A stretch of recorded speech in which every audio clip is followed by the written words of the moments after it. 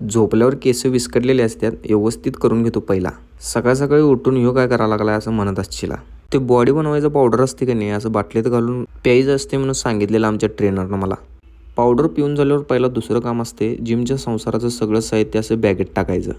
काय नाही, असं मोकळीच भरलेली बॅग खांद्यावर अडकून दाखवायचं आपण जिमला चाललोय बुवा. बाहेर पडायच्या आधी एकदा आरशात तोंड बघायचं स्वतःचं आणि स्वतःलाच मोटिवेट करायचं, हा मस्त दिसतोच गे भावा. पावसाळा संपून जमाना झाला असला तरी आमच्या इकडे काय पाऊस थांबायचं नावच घेणं झालाय.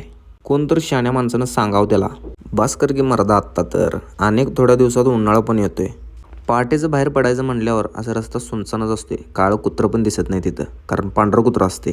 जिममध्ये जाऊन वर्कआउट करताना काय व्हिडिओ करू शकत नाही आपण, कारण सोशल एन्झायटीचा विषय असतोय. म्हणजे मोबाईल काढला बाहेर तर लोक आमच्याच तोंडाकडे बघतात, व्यायाम कमी करतोय आणि नाटकीच जास्त करतोय यो.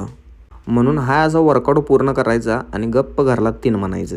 आज नवरात्रीचा पहिला दिवस असल्यामुळे जरा लवकरच घरला चाललोय, कारण आवरून मला पण देवाला जायचं आहे. म्हणून घरला आल्यावर पहिला असं गाडीची किल्ली ठेवलो, जॅकेटला त्या जागेवर सुरक्षित पोचवलो आणि बॅगेचा काही विषय नाही हो, कुठं पण ॲडजस्ट होते असं कोपऱ्यात. नवरात्रीची खरेदी जरा शिल्लक राहिल्या, ते तेवढं करून येतो. तुम्ही पण करून घ्या तुमची खरेदी. चला मग भेटूया पुढच्या व्हिडिओत.